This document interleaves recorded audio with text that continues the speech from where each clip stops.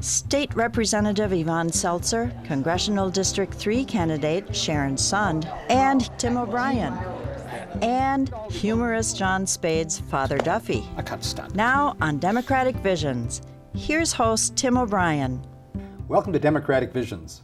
With us is State Representative Yvonne Selcer. Yvonne represents the residents of southern Minnetonka and northern Eden Prairie. That's House District 48A. 2 years ago, this coming November, Yvonne Selcer narrowly defeated a first-term right-wing Republican. It's fair to say that PAC money, which promoted Kirk Stensrud, her opponent, and attacked Yvonne Selcer, tarnished the 2012 campaign season. And now, Yvonne has 2 exemplary legislative sessions on the record and in the books. Thank you, Mr. Speaker. And before I describe my bill... Welcome back, Yvonne. Thank you very much, Tim. It's good to be here. Now, I remember that when you were here last, in December of 2013, we talked about a pledge that you made to the voters to focus on jobs, economy, education, and quality of life. The scorecard's in. How do you think you've done? Well, I certainly did my very best to focus on all those issues. As far as jobs and the economy goes, as you know, we've regained all the jobs that we lost during the Great Recession, and the state has done all it can to help that. We've increased the amount of money in the Minnesota Investment Fund, which targets small businesses, helping them. We have also, we're supporting our women entrepreneurs now. I authored a bill called the Women's Entrepreneurs Act that's going to support women as they enter into high revenue businesses and work to expand in that area and create good paying jobs. We've expanded our overseas operations because Minnesota is a big overseas and international player, and we have 3 additional offices there. Minnesota has always attracted business and been able to keep businesses here, not because of our lovely winters, but because of our highly educated workforce. And so after years of disinvestment in education, Minnesota has again... Through the Plenty administration, the previous governor, is that not correct? It is correct. And but we've started to reinvest in education all the way through, starting with early childhood. We invested in early learning scholarships to help our students that are traditionally in the gap achieve and come in and get a fair shot so that they'll be starting at the same level that their peers will. Young struggling families that had to pay up to $4,000 if they wanted all-day K will now be able to access that for free. We made substantial investments in K through 12 education with accountability measures attached, so that's exciting for the future. And then when you get to college, our students graduate with some of the highest college debt in the nation. So we froze college tuition. We infused $250 million into scholarships and grants for our students. And though we have more work to do in that area also, we made a great beginning into making college affordable again. Major kudos to you for that. Tell me, Yvonne, we had a projected budget surplus of $1.2 billion going into the last legislative session. How was that money utilized? The tax bill I did not vote for, truth here has to be told, because I didn't feel we had done enough in looking for efficiencies. The taxes, however, did go on the wealthiest 2%, and also we gained tax revenue through closing corporate loopholes. So that did result, in addition to our approving economy, in a surplus. So what we did with that was immediately provide $555 million worth of tax cuts for middle-class families and for all families, actually, because we worked towards more federal conformity, eliminating such things as the marriage penalty that we had in Minnesota. And then we also took about $200 million and put that in our rainy day fund. We were able to pass legislation that requires that 1/3 of any surpluses into the future will go into our rainy day fund. I didn't know that. There's bound to be a downturn again, and we cannot be caught short like we were last time. And then we did use about $200 million towards some very exciting projects. The Women's Entrepreneur Act, investing in helping our businesses through the angel investment credit, and then making some long-term investments that will, in the end, improve the quality of life for all Minnesotans, such as $80 million, which went into affordable housing. And I'm very excited about that, Tim, because if we get families stable, then they are more able to support their children as they go through school, hold jobs. There's so much that's tied just to having a place to live. Another investment that I think is key for the future of our growing elderly population and our most vulnerable adults is the fact that we gave a 5% increase for the personal care attendants. Now, I want to touch just on a couple of matters that I know are important to you. And one is something that you've been working with Senator Terry Bonhoeff on, the Study Abroad Safety Bill. Can you tell our viewers what's that all about? As you know, Tim, many of our college students spend a semester or a year abroad. And for the vast majority, it's an absolutely wonderful experience, bringing nations actually closer together and broadening understanding. However, unfortunately, for some families and students, that's not the result. In fact, in my own district, there was a student that fell to his death on a sheer cliff on a rainy day, hiking through the mountains, and the chaperones had stayed back. That was possibly preventable. There's actually a foundation called Clear Cause Foundation, which a group of parents who have experienced these unfortunate deaths and accidents have started, and they came to Senator Bonhoeff and us and said, we need to have some type of reporting on these programs.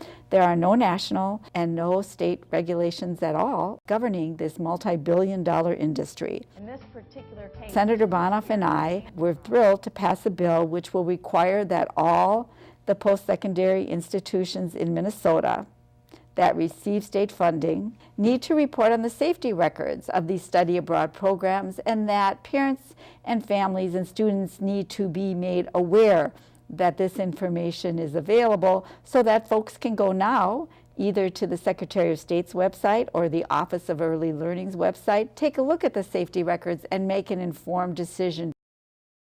I know, Yvonne, you were instrumental in getting the Women's Economic Security Act passed. Tell me what that is and why you wanted to see that made into law. In Minnesota, in 2014, women still earn about 80 cents to the dollar as compared to men. And women hold a disproportionate percentage of the low-income, low-paying jobs. And that's just not okay and not acceptable. So the Women's Economic Security Act provides various safeguards and assistance for women to help them in the workplace and to help them be successful in the workplace. The particular bill that I authored, which is a part of that, provides support for women's entrepreneurs that want to expand into high-revenue areas. Also, businesses now are going to be required to provide reasonable breaks for women that need to pump, their breast milk, Sure. and just reasonable accommodations. And women will not be able to be discriminated against for hiring or for promotion simply because they're moms. Long overdue in my estimation. Exactly. Now, I don't think we can ignore some of the hiccups that have taken place with the Affordable Care Act, MNsure, but before I ask you to respond to that, it's a fact that 95% of Minnesotans are now insured, as I understand it, and that the uninsured rate has essentially been cut in half with some 236,000 Minnesotans now enrolled in MNsure. So give me your perspective on where we are with that program. The rollout of the exchange in Minnesota and the problems were inexcusable, and the legislature demanded accountability. The system is now improved considerably, and as you said, the news just came out that our rate of uninsured has dropped by over 40% in the state of Minnesota. And not only is that wonderful and good for those families who are going to be receiving regular health care, but it's also great for the taxpayers of Minnesota because uninsured often use the emergency room, which cannot turn them away, as their doctor's office, and that is incredibly expensive for the taxpayers of Minnesota. Insurance companies are no longer able to turn away anyone because of a pre-existing condition. That will not allow any more discrimination against women, charging them more for their health care and having it cost more for such vital services as cancer screenings. These things that are good about the Affordable Health Care Act are just going to help Minnesotans, and now MNsure is working much better, and so Minnesotans are getting insured. Tremendous. Yvonne, I want to touch on a hot button issue, and that is copper sulfide mining. Have you staked out a position on that yet? Do you know, I am looking very closely at that, and I have to tell you, Tim, I'm very concerned. This mining has the potential of creating problems for the next 500 years, water problems Right. in the northern part of our St. state. Louis River Basin. The EPA did give a passing grade to PolyMet's proposal, but with a ton of additional questions that need to be answered. I feel that they have a lot of issues to address. How are they going to prevent this mercury and other pollutants from seeping into the rocks when there are fissures in the rocks, which they're not accounting for? So for me, the jury certainly is still out on it. It occurs to me that right now there really isn't any financially viable organization that's on the line to secure the remedial work and the treatment that would have to take place, as you mentioned, well into the future should that mine be in operation. So just me to you, I would encourage the legislature to take a very close look at the kind of financial securities that can be obtained. You know, Yvonne, in all fairness, you're one of the best representatives we have over in St. Paul. Thank you for coming in. It's good to see you. Thank you so much, Tim. Thank you for having me.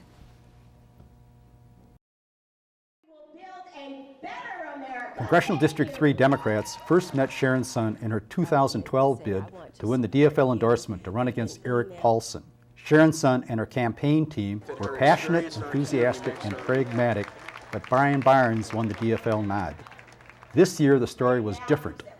On May 3, Sharon, mother of two, and a scientist turned businesswoman turned corporate manager and technical communications advisor, won the DFL endorsement for Congressional District 3 by acclamation. Sharon's campaign office in Wayzata opened on June 11. Sharon's son, welcome to Democratic Visions. Yes, thank you. Thank you for having me. Sharon, running for Congress is a daunting task. What got you into the race? I got into this race after going to Eric Paulson's office about various issues.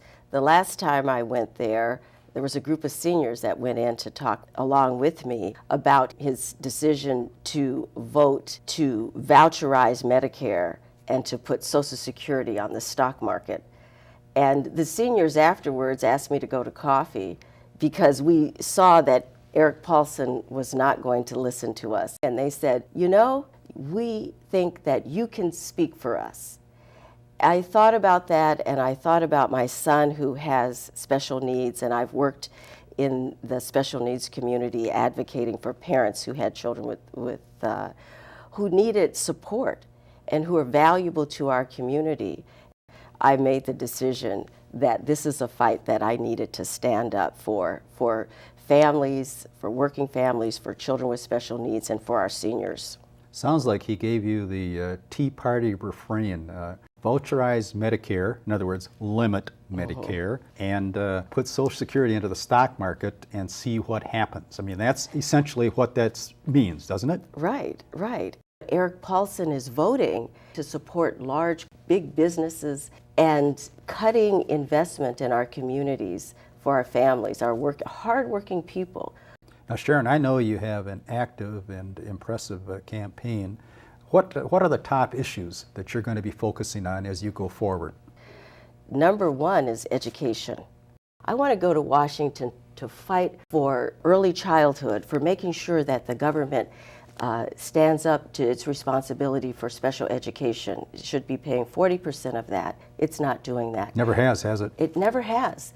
And that burden is being borne by our schools. Our government needs to step in and do what it's supposed to do. Now, when it came time to bail out the banks, the senators came together. But now we've got students strapped down by debt, carrying it around on their back for life. Also for education, trillions of dollars in student loan debt. The college debt is breaking their back. It's the next bubble threatening our economy. We allowed that to happen. We allowed the cost of education to go up so we could cut somebody's taxes. And we have a responsibility to take that burden off of their backs. And I'm going to ask you about your next issue, but I already know what it is because I know you have a passion for green energy. Why do you bring that to the table? Well, I'm a scientist. I came to Minnesota, as a matter of fact, to go to McAllister to become a scientist. I've worked in renewable energy. I worked for one of Minnesota's great entrepreneurs, Bill Norris. He believed that the future of our economy was in renewable energy. I worked on developing a battery to look at storing wind energy. So I know firsthand we can develop green energy technology. We call it renewables now. Mm-hmm. Every home in Israel has on their roof a renewable energy source. Every home. That's interesting. What if we did that here in America? We need to accept the science of global warming. And that's one thing my opponent, Eric Paulson, has voted to not allow the EPA to even test the greenhouse gases. Big oil and big business, they don't want us to go into green energy. They have really rigged the system. They've rigged our politicians so that our politicians are now voting against our own best interests. Some might say bought off. That's just an expression that I might use. You don't have to agree with that or not. But what can the federal government do to promote green energy? Right now, to big oil and the coal industry, we are giving billions of dollars in tax breaks. That money could be used to incentivize development in green technology that would create thousands and thousands of jobs. Right here in Minnesota, we have a gentleman, Dan, I talked to just the other day. He lives in Champlin. He has a business of installing solar panels on homes. He is ramping up his business. The people want this, but it's cost prohibitive. We could take those billions of dollars and invest them in green technology. It helps offset the cost for our citizens who want this to offset global warming. I, for one, would say that the Congress could use a scientist or two who understands the implications of the energy situation that we find ourselves in. I'm not trying to preempt here, but I know that one of the issues that you're also interested in is the Affordable Care Act. Give me your critique on the Affordable Care Act and what can be done in the future to make it work even better. I fought to help pass that bill. Great. And I fought for it for a couple of reasons. One, when we're looking at our economy, our entrepreneurs that are starting up these solar energies, these wind energies, these geothermal companies, these new technology companies, they cannot be strapped down by the high cost of health care. They need to be free to move about. Right. I fought for that. They have to have health care that's transportable. That's right. And for another reason is because 30 million Americans were without health coverage. So we needed to do something. Not a perfect bill. I want to go to Washington to help make that better. But we have a congressman who is currently representing this district who has voted 52 times to take away the health coverage that people have today. Hand in hand with Michelle Bachmann, is that what you're trying to tell me? Well, he worked hand in hand with her right here in Minnesota, and he votes quite a bit with her. So, yes. Nothing's perfect. You know, Social Security, when it was adopted, wasn't perfect, but, you know, it takes a time to roll things out, and you look to have Congress to act responsibly to correct the problems that always surface when a new program of this significance is adopted. We all need to work together and prosper together. I agree with you. Sharon, just about 700,000 citizens reside in the 3rd Congressional District. Many of the voters out here consider themselves to be independent. So now, tell me please, why should an independent voter listen to what you have to say in the campaign that we're involved in? Well, in short, I would say because I'm a scientist, I am going to be going to Washington. I will be making my decisions based on data, based on fact, and not based on ideology. What I'm going to be looking at is what's best for the people of the 3rd District. I had someone tell me once that if politicians were to make their decisions on this one question, on every policy vote that they made, they would be the best politician possible. And that is? What's best for the children? Very nice. What's best and for the accurate, children? as you think about it, it's right across the board. That's a sounding... And right.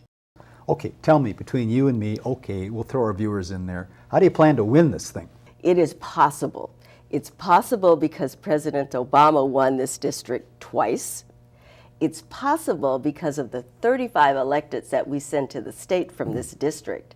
20 are Democrats and 20 are women. It's possible because I just recently saw some polling data that showed that Eric Paulson's unfavorables were higher than his favorables. And it's possible because we've already started making phone calls and knocking on doors and telling our message. Sharon, you deliver a very powerful message, and I wish you the best of luck in your campaign. Thank you, Tim. It's been great being here.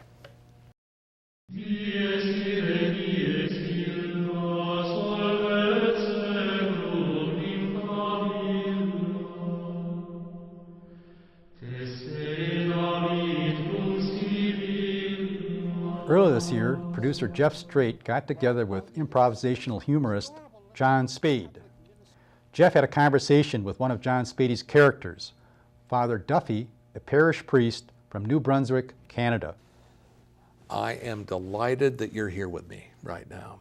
Father Duffy is from Moncton, New Brunswick. That's right. Small, is it right on the ocean? That's right, on the ocean. It's not that small either, but you know. And what's the name of your parish? We like to call it St. Jack in the Lifeboat, our little dockside parish up there in Moncton. It sounds so quaint. It is. You'd love it. It's just about half a mile from the casino up there. Yeah. Is it a church casino, or what, who runs the casino? Oh, the tribes. But Okay. it's great if you have a bad luck at the casino and you're feeling bad about yourself and maybe your gambling habit. Yeah. Come on down and see us. Now, what are the big issues up in Moncton right now? Right. Well. First of all, there's the bridge to nowhere. We got one of those as well. It's a bridge going out to one of the islands where there's just absolutely nothing, and it was set up by the provincial parliament at one time, and it's almost complete, and people are trying to stop it. And a lot of my parishioners are wondering why it was started in the first place. Are you an activist priest? Well, I don't know if you'd call me an activist priest exactly, but when you get me Irish up, if you know what I mean. Oh, I do. I'll do Yes. something. Okay. I'll do something. Now, the Catholic Church in Minnesota Yes. is in the news recently. Well, it has. I'm afraid. The Archdiocese of St. Paul has had some problems. It's true. Also because a wonderful new movie called Philomena with Judi Dench and Steve Coogan. There's a lot of Irish people in it. It's about an Irish issue that few of us knew about, but we're all thinking Catholic Church right here. What can you tell me, a Lutheran kid, about the Catholic Church? Well, the Catholic Church has got a lot of different bits and pieces to it, if you know what I mean. There's this going on over here. Yeah. And that going on over there. Sure. And this going on next to here. And we got a little trouble. We got some big trouble, you know. But we've also got some really fine people. And we've got a spiritual tradition that is just won't quit. So every time that I see something going on over here and getting worse and pretty stinky over here, well, I just remember somebody like Saint Teresa or Mother Teresa of Calcutta. We got them too on our team, by God. Oh, how about Pope Francis? Well, Francis, now there's a good guy. And by the way, what a clever way to choose an Italian. He's not Italian. He's an Italian Argentine, is what he is. Okay. Yeah. Bergoglio is a pure Italian name, but he's not exactly Italian, which I think was a stroke of genius. Now, are you a native Irish person or a native Canadian? I'm a little bit in between there. I was born on the boat, actually, from Cork to Halifax, so right about in the middle. Okay. You know. Now, in looking at Pope Francis, Yes.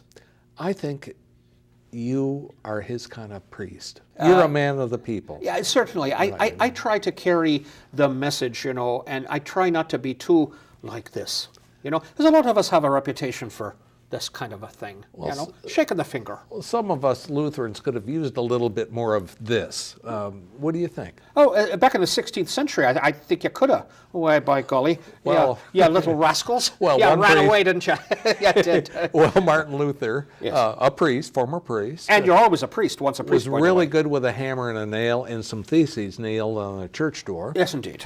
And it changed things forever. I'm afraid it did. Yeah, now he was an activist priest. He certainly was. And I really think you are kind of, but you're a very loyal church. I just try humbly to take in and take on whatever comes my way. I don't stretch out and reach out too much. I just sort of embrace what comes around the parish, if you know what I mean.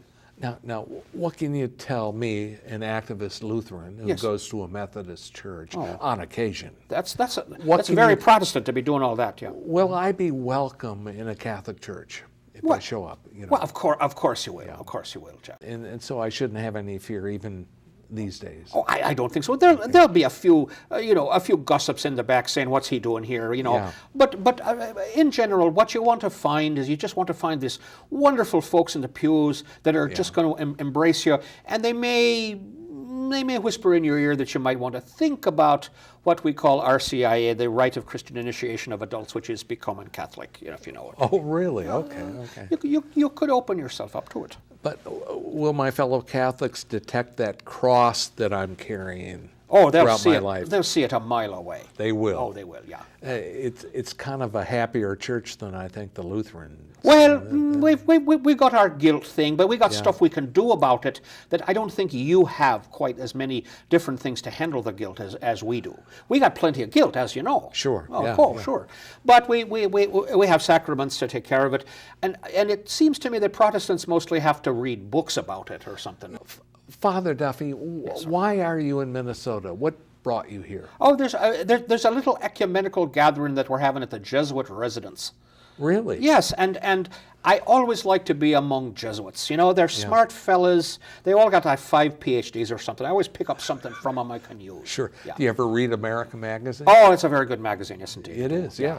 Intellectual thing. They keep their finger right on the pulse, particularly when it's time to choose a pope. Those guys are right there, Isn't it a bit elitist, though? Oh, the Jesuit, of course it is. My gosh. Okay. Yeah, 5 PhDs, I tell you. Sure. They got guys with PhDs in Arabic out there holding the garden. Amazing. Well, a good friend of mine, Father Gary, is a Jesuit down in St. Louis, Missouri. There's a million of them in St. Louis, by the way. There are. Oh, yeah. So it's a safe place for them down there. Oh, totally. That's a very, very Catholic city, I'll tell you. Really? You're going there next? Or Well, where? I'll probably take a side trip down there. Yeah. Okay. But I'll be hitting some of those adorable little Catholic Minnesota towns named after saints, the various ones. St. Michael, St. this, St. Bridget, St. that. They're all over the place, and southern Minnesota. Pope Francis seems to want to travel around the world right now. We hope he comes to America. What about your parish in New Brunswick? What would you do to attract Pope Francis to visit your parish? Well, it's the nearness of the casino. That's really it, I'd say. Not that we want him to make a big point of it. Yeah. But what we'd like to do is if we could get some of the hoopla from around the casino to just kind of transfer itself up to St. Jack's and just make the entire street exciting for him. We have been putting feelers out left and right in Rome. We've got our people, we got our informal lobbyists saying, come to Moncton, Holy Father, for God's sake. Anything you want to say about the ecumenical movement here? Well, first of all, I just want to say that what we're trying to do is, as we Catholics say, reunite our separated brethren. You're talking about my people. Your people and the other people, Okay. and even the Orthodox ones, the fellas with the beards, those, Sure, yeah. Those fellas, they're all the same under the skin. I really believe it. I do too. Yeah, and I don't think we should let a whole lot stand in our way. I think we all share, for example, guilt. That Lutheran we do. guilt, huh? Oh, the Jews have Jews no have got it. ownership of guilt. They That's gave for sure. it to us through the Old Testament, and and if we could just meet on that, just the guilt that our mothers instilled in us, I think that would be the beginning of a dialogue. How might a worship service like that occur, or maybe a convention or a seminar? It would start just like this, like, oh my God, just oh my God. Yeah. Super. Some of us would cross ourselves from the left to the right, others right to the left, but we'd all be going, oh my God, like that. Yeah. I can't stand it. Yeah. You can meet more of Jon Spade's characters on YouTube's Democratic Visions channel and at jonspade.com. Democratic Visions is independently handcrafted by lefty Southwest Suburban volunteers for the entire metro region. The presentation of opinions and guests on this program does not indicate endorsement by the producer or any unit of the Democratic Farmer Labor Party.